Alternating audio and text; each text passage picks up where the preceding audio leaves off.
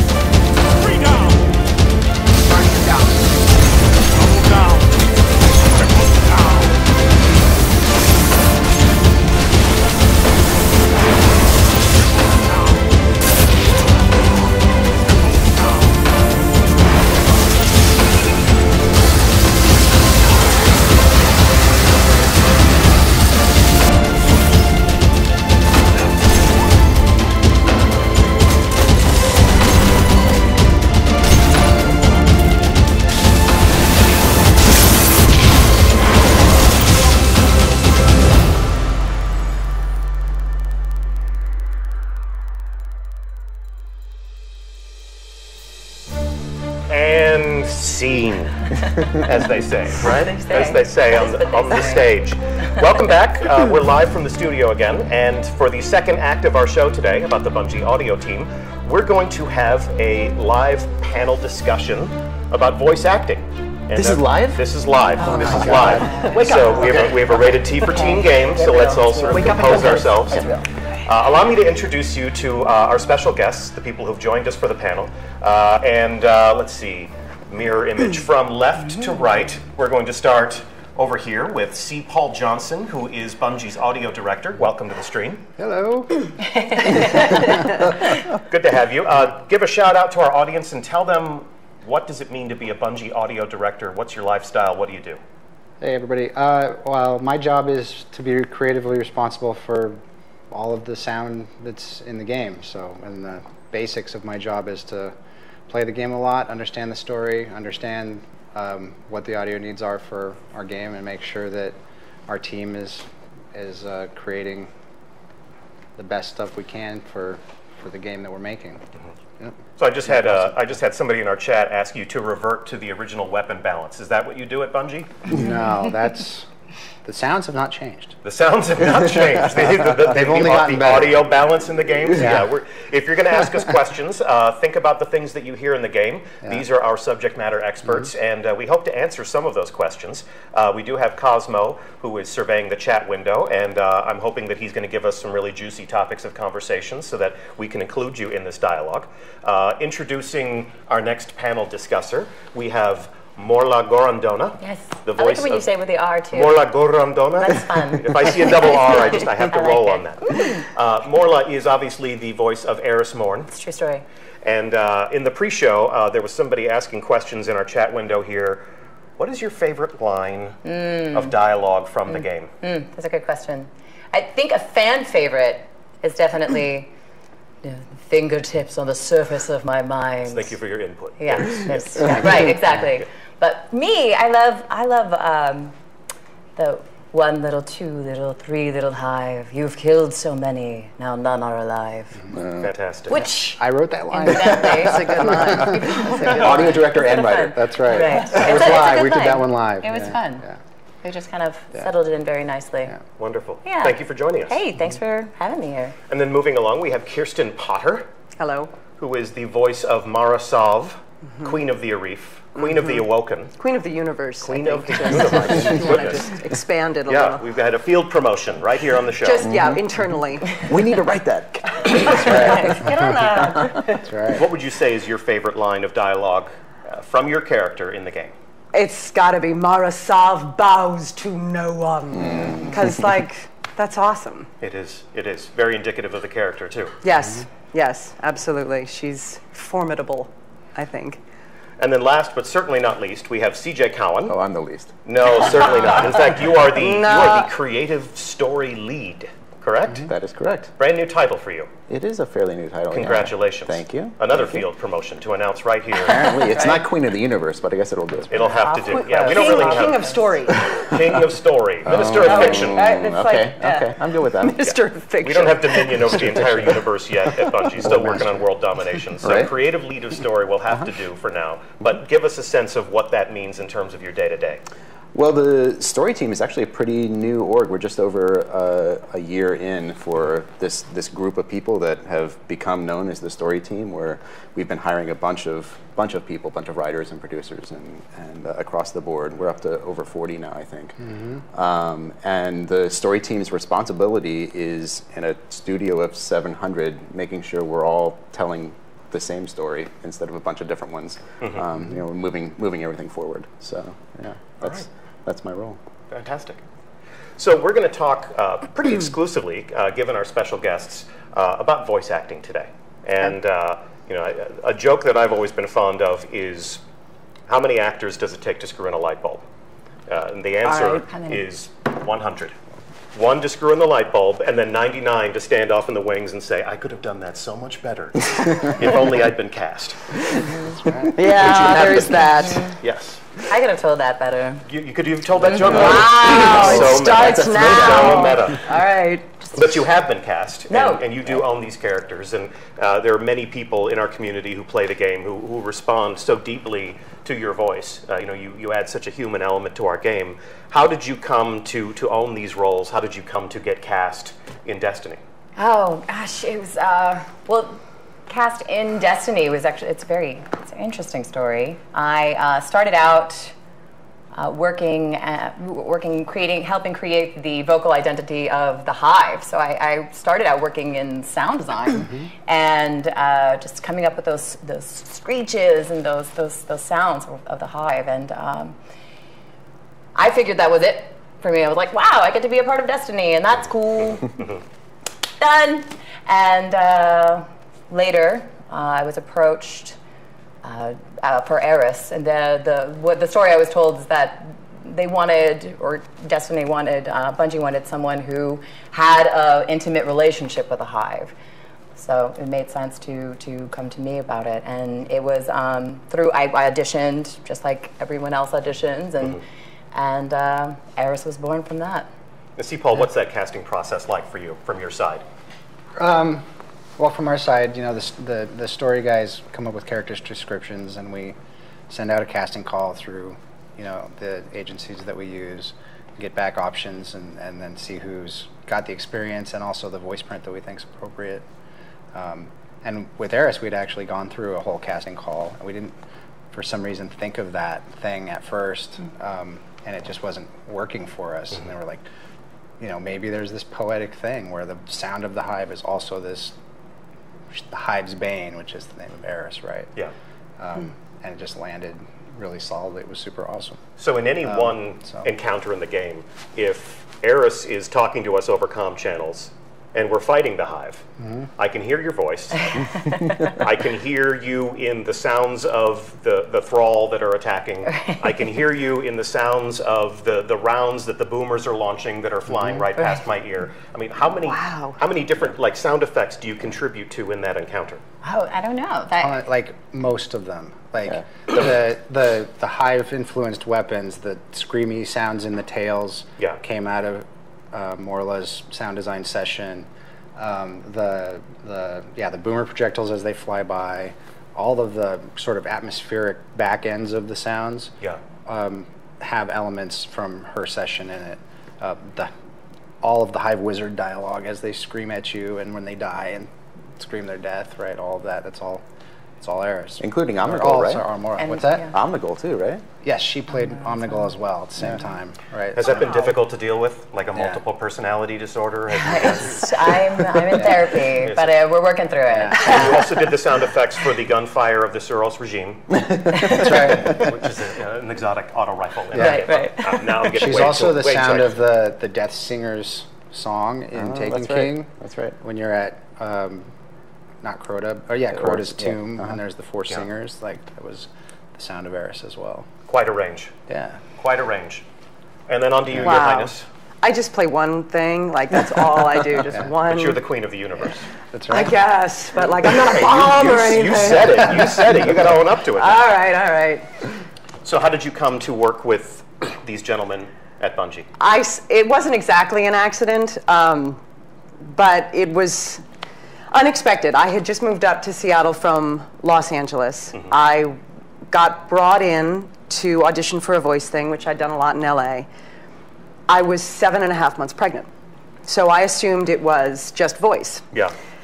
And I remember coming into the room. Do you remember this? That. This was so bizarre. Right. So I walked into the room and I see a table of weapons and a guy that I'm supposed to play the scene with. And it was pretty clear that I was actually supposed to get up and play the scene. So I said, can I have 5 minutes to go memorize these pages? I went out, I memorized, I came back in, and I thought, all right, screw it, let's just do this. And I picked up a weapon. I picked up a knife, a big knife. She was, the queen was a bit more hands-on and aggressive in this incarnation.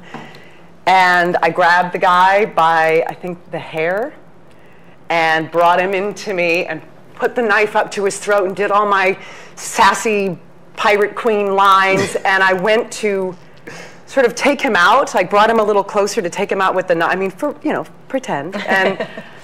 And my distended fetus that was growing in my abdomen at the time, before I had a chance to eliminate him with my weapon, took him out, like, with my stomach, knocked the poor man. I recall it was to the ground. I don't know if it was. Okay, We've got video of this. Do you really? Oh, God. Now they're all going to demand to see that. That's right. She, what became a she, took him out first, and so together, my uterus and I got him eliminated. And It's a family affair. I got the part, and they waited to shoot our first mocap session until after I gave birth, which was great. Although We didn't put you in a suit, didn't we? no, it didn't fit. That's right. That's right.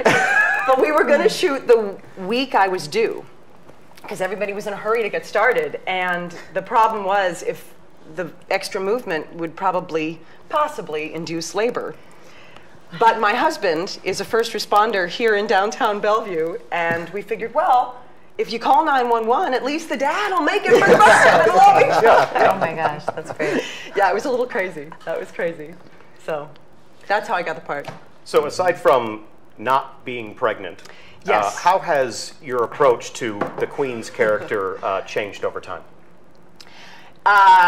She's evolved a lot. So I started with this team how old's Miller? 4.5 years ago. And at that time, I had a dagger.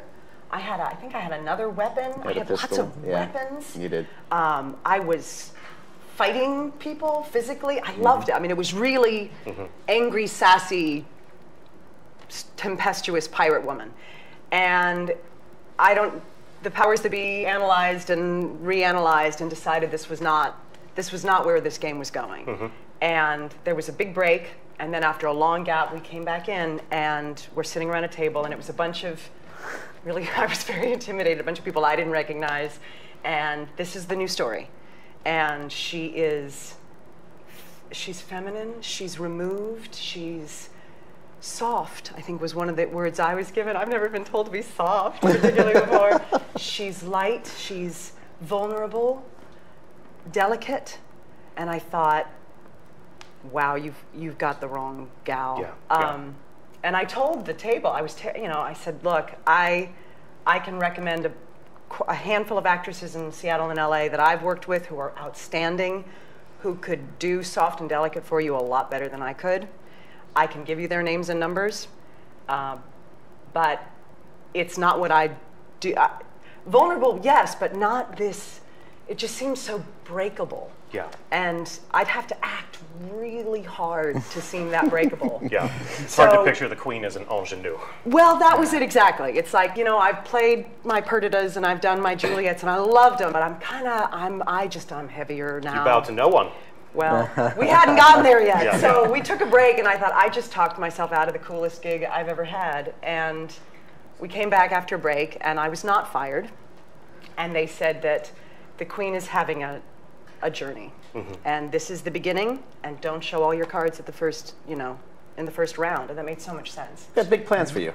Yeah. So what was that like for you to get that feedback from a player and to be like, okay, well, this person doesn't want to play that role that way. We want this person to play the role. Like, how do you incorporate that into your process? It made us love Kirsten even more, and we'd spent 2 or 3 years working on the previous version of the Queen, where she was the pirate that she described, and very powerful, and had the lower, deeper voice, and really got gritty in an amazing way. And so we'd seen that, we knew that you had that in you, and we felt like if we could start at a different spot and get to that eventually, and this is totally spoiling like Destiny 2020 or something, but when we get to that world down the road where that original pirate queen comes out, I think it's gonna be a really powerful moment. Fantastic. So when you're Spoilers. when you're both on the mic, who is it that is controlling that session? Is that you, Paul? Is it people that work with you on your team? Sometimes, yeah. We tend to do lots of sessions all in a big bulk, and so we end up having multiple voice directors, and sometimes it's me. A lot of times when we're in Seattle, it's me. And then when we're working in LA, it's, we use voice directors from the agency we use called Blind Light. I guess they're an agency. That's not the right word, but they help us put everything together. Yeah. And then CJ, a lot of the time goes down and produces the sessions, right? And so he's not directly working with the actors generally. It's usually the voice director, so me or one of the guys down in LA. But he's making sure that what we're getting is in line with the story we're trying to tell. Yeah. So that's generally how it works. And you're both local, so we're able to bring you right here into the studio. We have recording facilities right here inside Bungie. You saw some of those during the Vidoc. Yeah. Favorite stories from visiting Bungie and being in the booth and working with these jokers? It's always these gentlemen, these esteemed colleagues. Yeah. It's always fun. It's always it's very much like visiting friends, visiting family, and I think I don't know. Story, the cookies. Cookies is a good story. Yes, Marla brought us cookies. It was wonderful. I wonder she gets to play all the parts. I know. Baked good. It was awesome. Should have thought of I that. like to bake. I like to bake. They were still warm.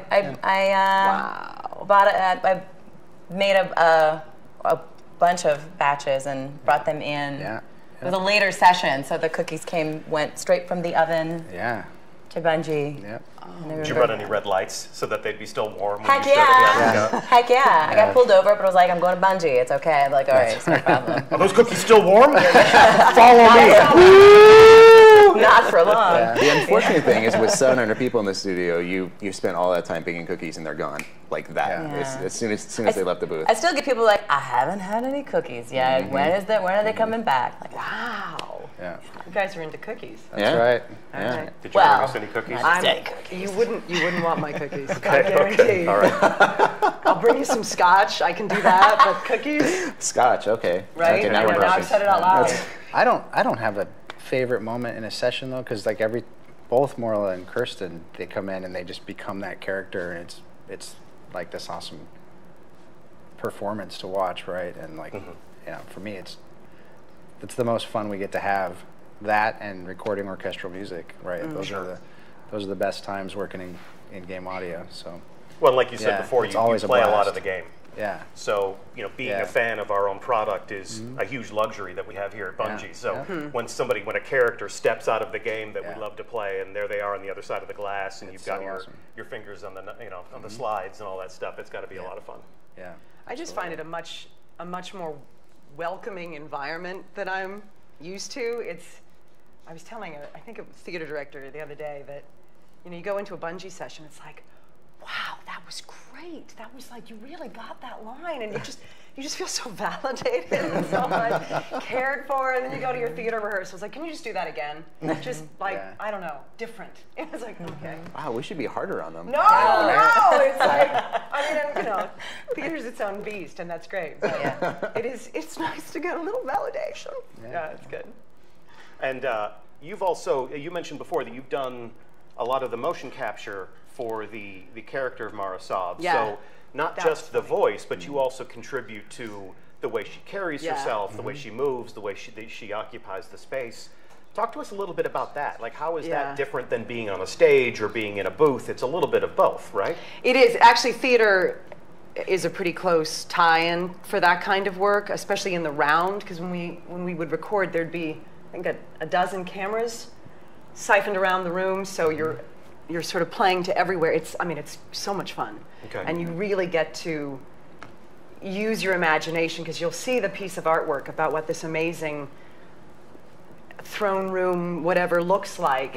And, you know, we've got a little mini bleacher and a tennis ball duct taped to 2x4s some and 2x4, you know, I mean, it's like not the real, but you get to, you know, you're a kid playing pretend again, so you see the throne room, and it's a blast. But I remember the first time I got to see the work that is done after our work. You know, when you've got all this stuff and the cape and the stuff, and there was the walk. I don't know if this ever even made it into the game, but there was this walk down the stairs. And I remember watching it going and laughing, because, you know, she kind of slithers down the stairs, and I said, you guys CGI'd the hell out of that to get that walk, and they all started laughing. They were like, no, that's just you. That's all you. That was you. I didn't walk like that. Yeah, you did when you were her. Yeah, you did. Yeah, the thing that we found on the mocap side is that the stage actors that we've worked with have such a good sense of how their body moves, because they need to have a performance that can be read from the back of the theater, and so a lot of what you guys do is body language, and you're able to adjust to those notes really quickly because you're very aware of how you're moving. It is fascinating to try to absorb someone else's way of moving. We all have such a unique movement signature that to try to be that other way it's fun. And I think there's a handicap involved here, because a lot of actors will tell you the costume you wear, the shoes you wear, help you connect to the character. Yeah. If you're wearing stormtrooper armor, it's going to create a very different performance than if you're wearing Renaissance era clothing with flowing cuffs and a corset and all that stuff. Yeah. You get a spandex suit With golf balls. with reflective little points of light all over the place, and all that would help you connect to is, you know, like a Pilates instructor. So it's really, I mean, the mind game is a huge part of it. You do have to pretend a lot. Okay. And you get shoes, like you see all these men sneakers, and then you'd see the lady shoes, and that helps. Yeah. But yeah, you pretend a lot. You look at the artwork. Yeah. They give you so much. We'd get a nice debriefing session before we'd start, where you'd see, you know, you might hear a snippet of music, and you'd see some of the paintings of what the world is, and it's just kind of brings you into the new reality. It's fun. Cool. I'm going to change the topic real quick, and I'm going to go full talk show right now. So I'm going to ask Twitch Master Scott to help me out with this for just a moment, because we're going to play a clip. Whoa. So I have a question from a member of our community here, Rhino666. It's got some interesting ideas. Rhino Devil. Yeah, this is a devilish question. I'm going to we're going to answer this question after chat, but the question is, and then we're going to roll the clip of the Hall of Vanguards, you know, your conversation with the Vanguards from the Taken King. The question is, do the voice actors do one-on-one sessions, or do they get to act together? And to frame up why that question is important, let's roll this clip and check out this scene from Destiny: The Taken King. My contacts near Saturn say the weapon fired only once. It's not like the Queen to attack a superior force. How could she have known? How could anyone? We need a warlock inside the Dreadnought. Here we go. Our first priority must be to protect the city. Our Guardian got a good look on Phobos. Whatever it was, it turned Cabal against Cabal, wiped out their base in minutes. How long would we last? Until we understand what we're dealing with. They are taken. Eris, get your rock off my map. It hasn't spoken since Crota fell. It speaks now because Oryx has arrived, come to fulfill the final covenant of his son. But why fight the Cabal? Not fighting. Taking. Controlling their will.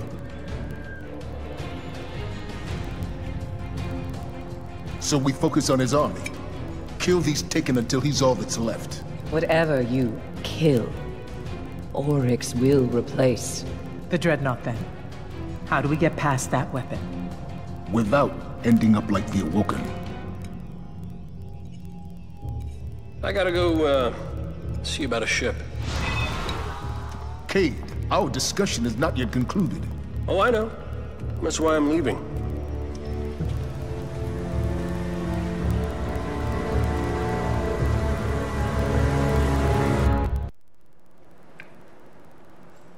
Get your rock off my map. So the question was, what's it like to work with the other actors? Do you get to work with the other actors, or do you? For my part, Yeah. all my sessions have been myself, one mic, one actor, one mic, and so yeah, it's just been me. So how do you put yourself in the frame of mind to be able to, I mean, you've done theater work, you've done stage work, you play off of the actors, you feed off of their energy, you're making eye contact, you're responding in a way that perfectly feeds off of their line. Right. How do you put yourself in a mental space where you can deliver a performance where you're basically playing off of dead air?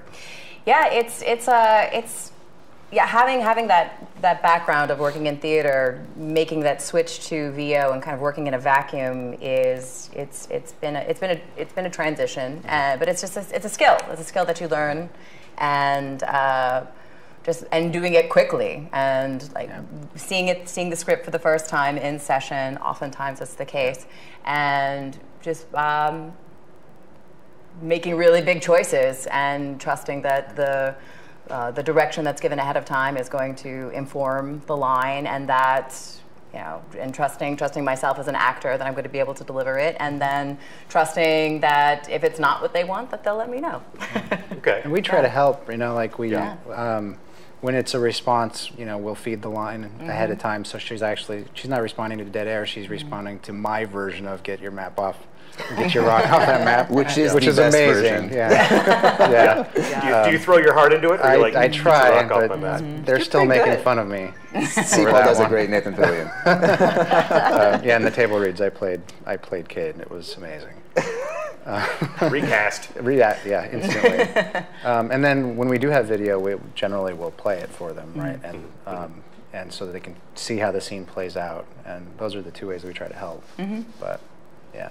More often than not, we'll nail down what we're looking for from the characterization of that particular line and really get in the ballpark of that. And then to cover our butt, we'll get it faster and slower and a little bit louder and a little bit softer, and then we'll have a bunch of different versions of that particular line. And then we'll come back to the studio after all the actors have recorded and start playing. It's kind of like building a puzzle of oh, this particular take goes really well with that particular take. And so it does take a little bit away from you guys, which I'm sad about, because you haven't really experienced this, because on the mocap stage we grab all the audio. So it is real time. We've done some booth sessions where it's like, I don't know which one he's going to pick. I like that one. That might not fit in the puzzle. Right. And oftentimes the thing that is my favorite in the session, once we get it back, is like, oh wow, no, that doesn't work at all, because there's this line that is amazing. That's amazing, but it's way too much for that moment, or whatever. In reference to what comes before. And we never splice 3 lines together to make one perfect line. You never do that. Would you?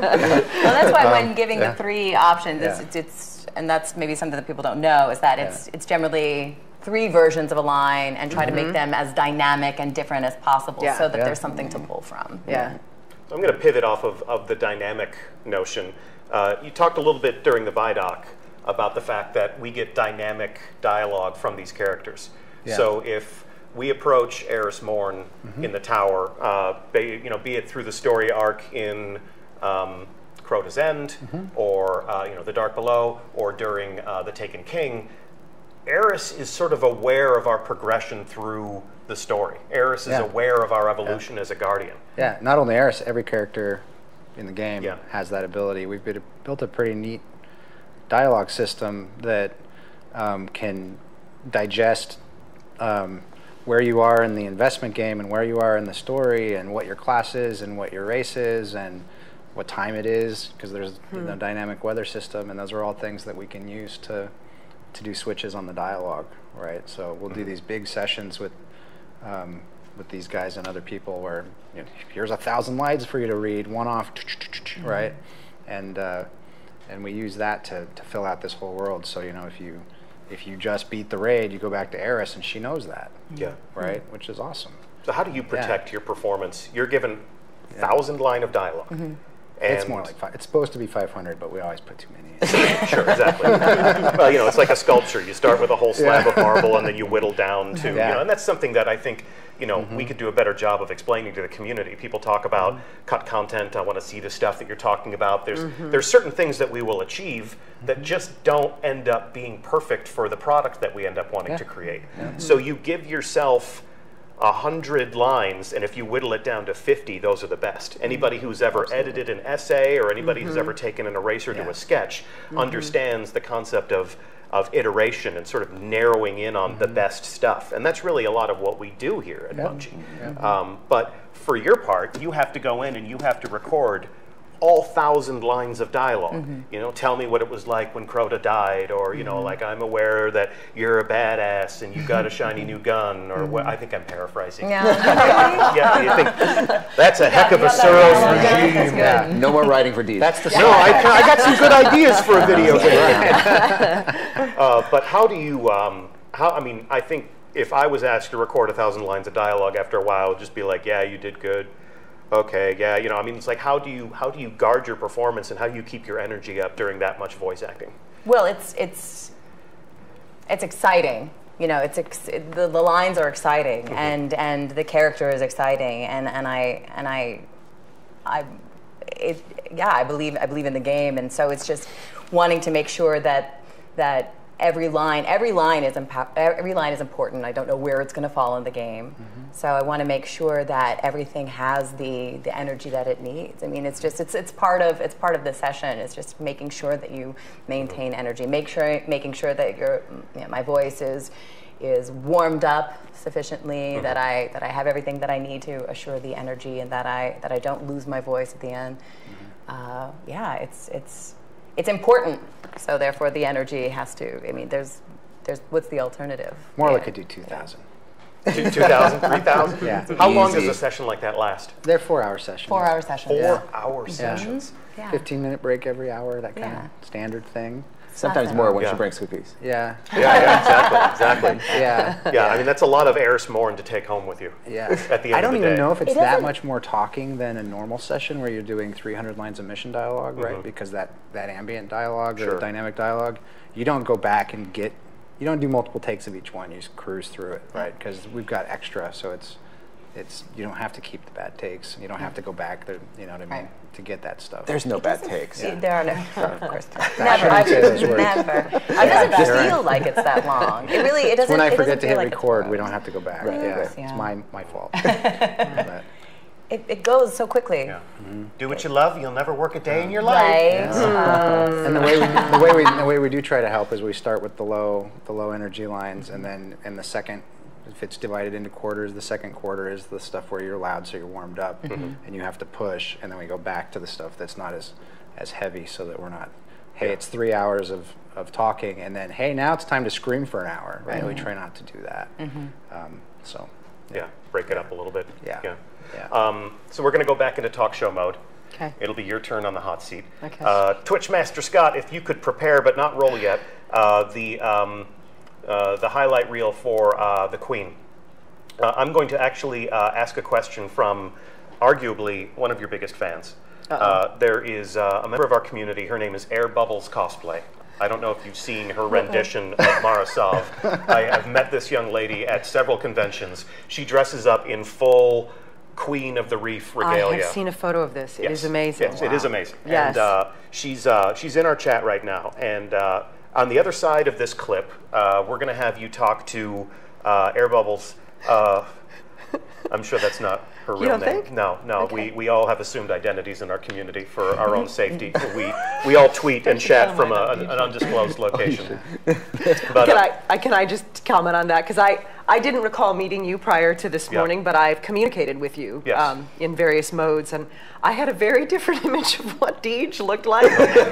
I was picturing like a 6'5" African-American man with like cheekbones and probably headphones on that was going to really scare the shit out of me when I got here today. And so I was like, he looks like a theater guy and like a stand-up comedian. I like this. This is so much safer I'm just a basic white dude. No, it was amazing because I just Deej and the hip. I don't know. If I could be a 6'5" African American with cheekbones, you're gorgeous. I've been picturing you. For I can dream. I can dream someday, maybe. Back to Air Bubbles, not her real name. Right. Her question is: can the actresses tell us when they get ready for a scene? How do they prep or step into character? So let's take a look at this scene. Okay. We'll have you both answer this question. But when we come back from this clip, we'll have you tell us exactly how you got into this character and right before playing the scene. Okay. So, Scott, roll clip.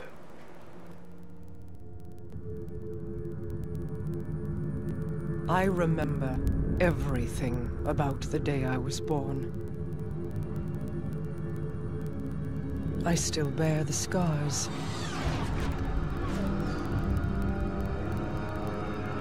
The Awoken are my family now.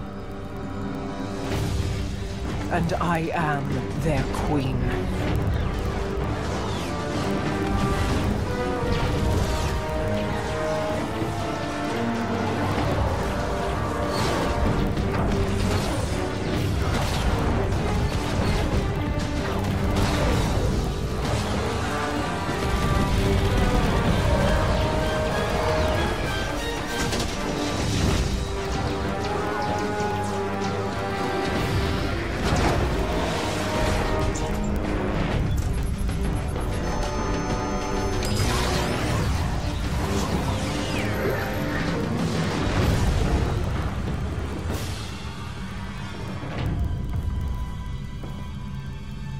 We fought to keep our beautiful creation safe.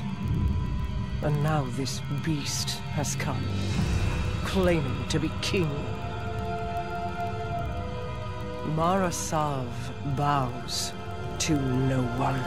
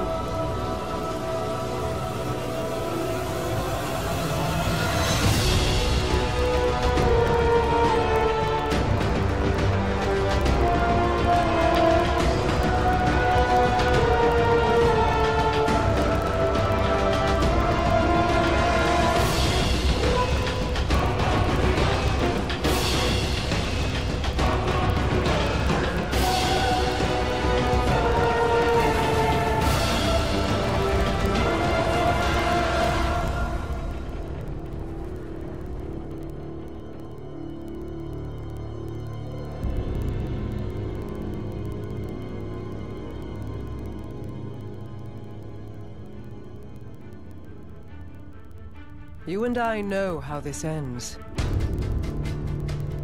We've known since you escaped from that pit.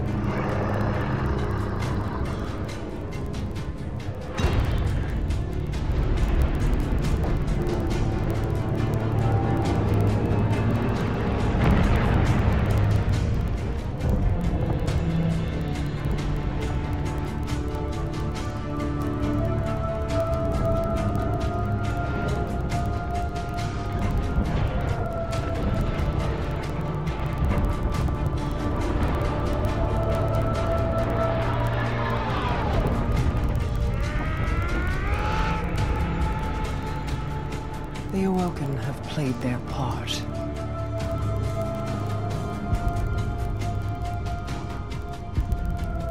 This was all part of the plan.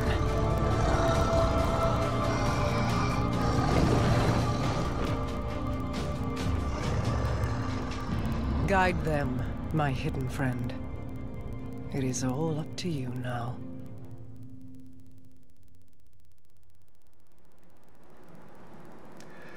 So the queen is dead, but long live the queen. Right. Yeah. Actually, CJ, is the queen dead? Chat wants to know. Is the queen dead? I don't know. Actually, that's what's great about it. Yeah, you have a blank canvas upon which we can paint for the next 10 years. I can't spoil anything if I don't know. Okay, very good.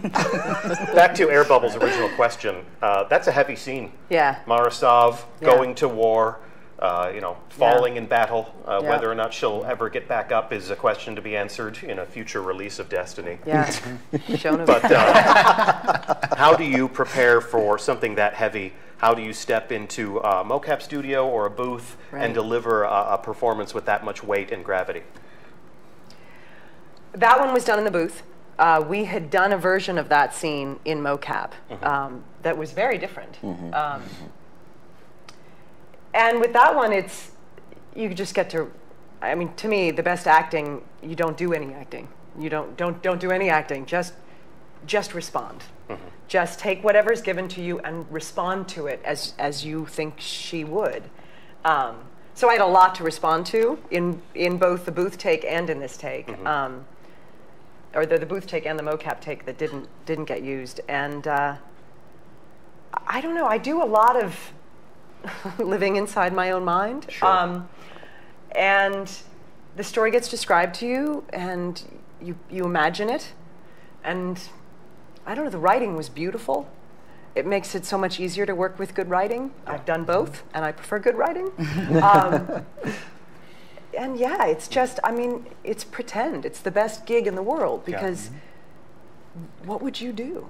And you get to explore that, and you get a couple takes at it, and it's just so much fun to understand her. And I've gotten to live with her for 4 years now, and obviously she's evolving, or she's dead. But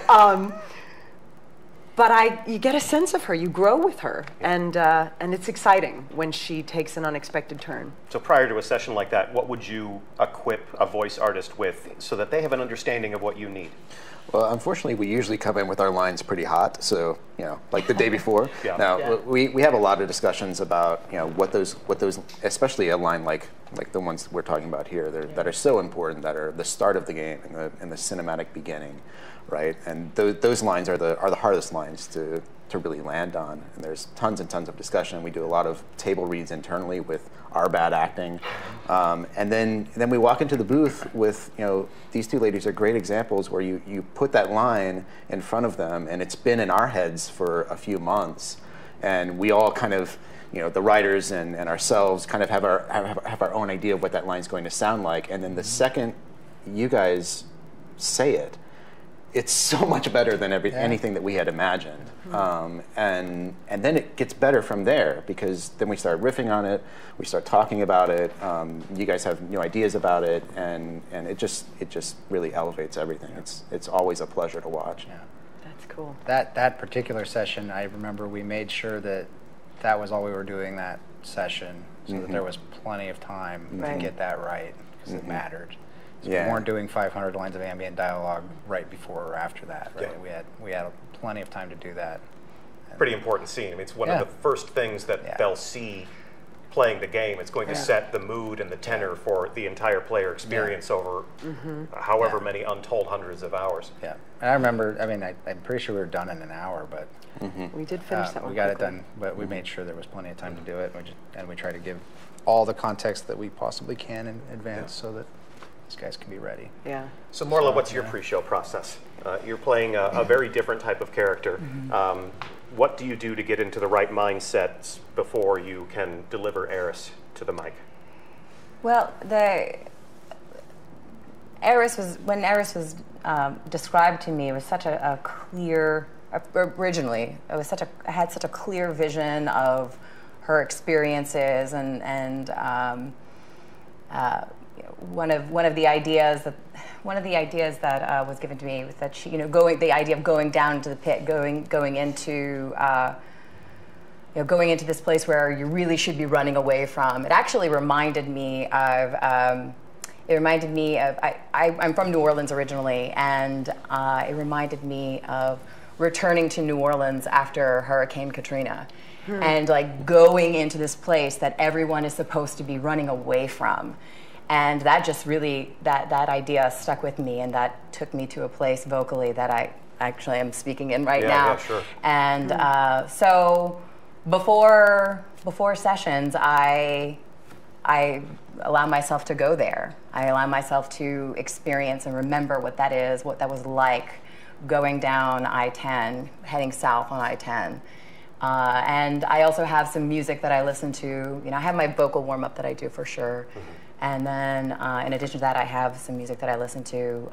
There's a song by Dead Can Dance called Indus that always gets me right into the headspace for Eris. While she's baking cookies. While I'm baking cookies. That's right. And then, yeah, I'm thinking about, it's weird. It's, you know, it's about juxtaposition, really, actually. That's right. I'm curious how many people in our audience are now like opening a separate browser window, going to YouTube, Dead Can Dance. Yeah. Indus.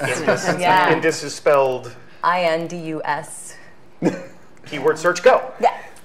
So yeah, that's kind of like my trigger song, I guess you could say. Yeah. So yeah, that's what I do. Cool.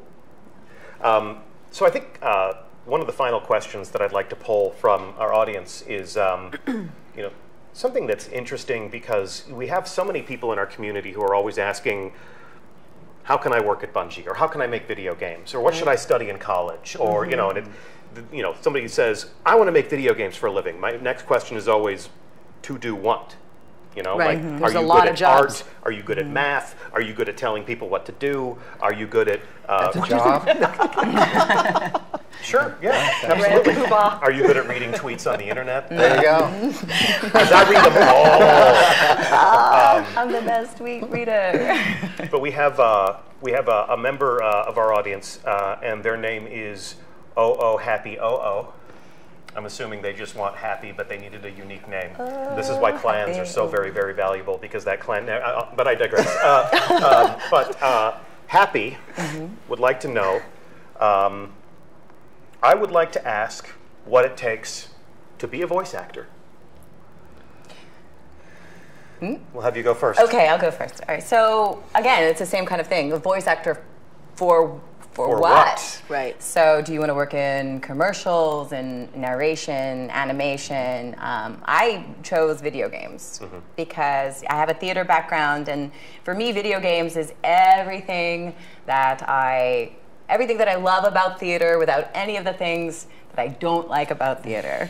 And it's all the creativity and without as much time spent in a place, amongst other things.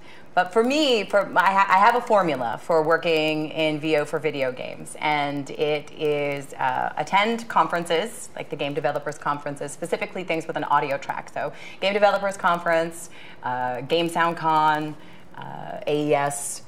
Attend the conferences, join organizations that have a network, like the Game Audio Network Guild. There's also a professionals-only branch of the Game Audio Network Guild, or GANG for short. It's the Game Audio Network Guild Voice Actor Coalition, or GVAC for short. Wow. So I know, there's a lot. So organizations, yeah, I know, thank goodness. And then meet the people, find out who are the people who hire, find out the people who are in the position who hire, and then hang out with them, get to know them, find out what their needs are, what their specific needs are, and just work and practice and work and practice and work and practice. Hone your craft, study theater, talk a lot, get used to the sound of your own voice. And play games. If you want to work in games, play games. It's amazing how many people are like, I want to work in games. Do you play games? No. Then why would you even say that? Do you want to work in movies but don't watch movies?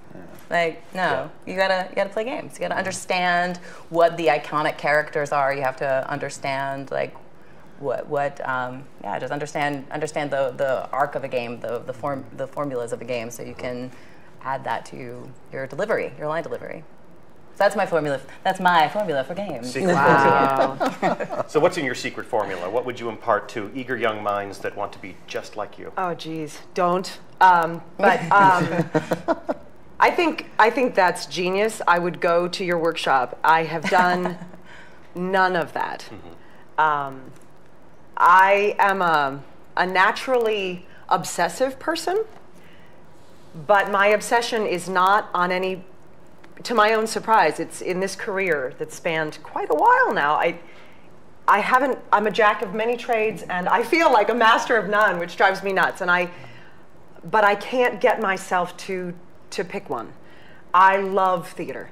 I think that sitting shoulder to shoulder with strangers in the dark, experiencing empathy, is one of the most powerful things that we can do as a society.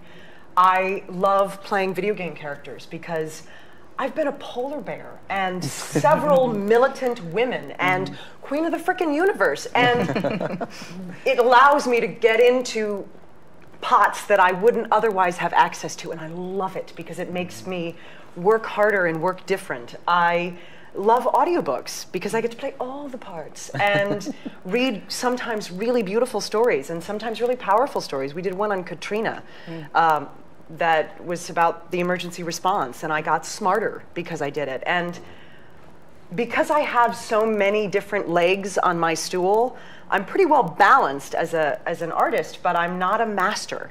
I don't go to conferences, and I don't hang out with really anybody unless I have to or I'm friends or related to them. I mean, you know this. I like, do I really have to leave my house? Okay, if you want, but I've got scotch at home. I don't need to leave my house.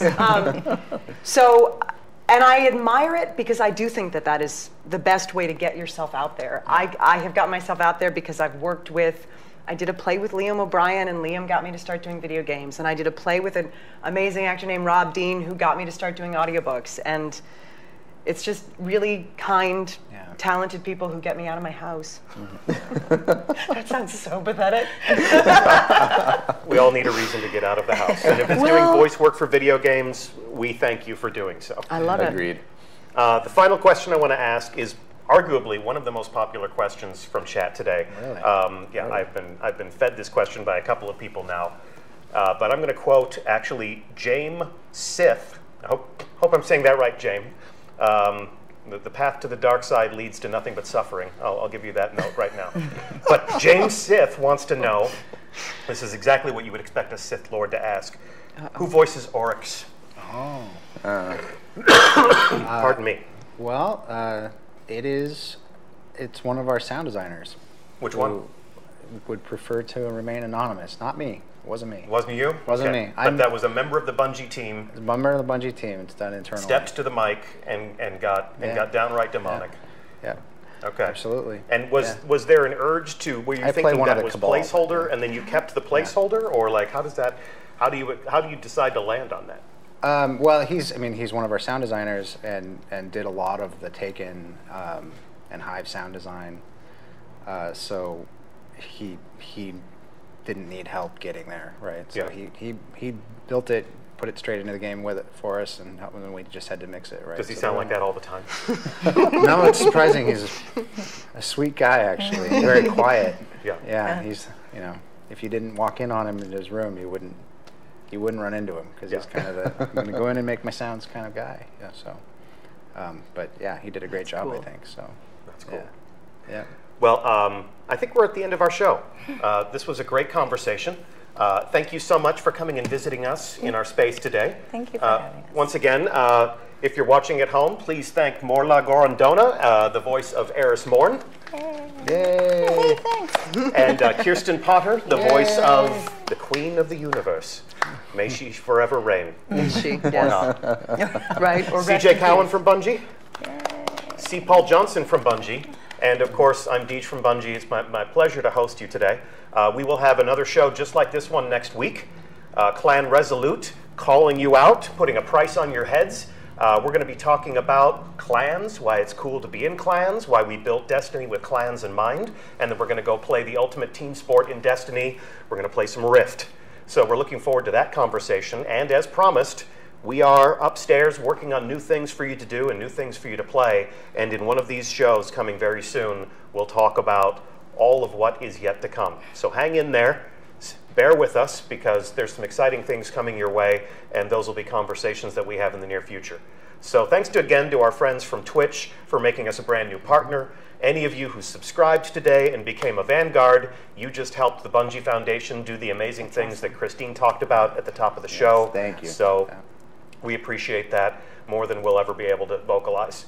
So That's it for today. Thank you so much for watching. Thank you so much, panel. Thank you. That's it. Join me and see. Or cut. Cut.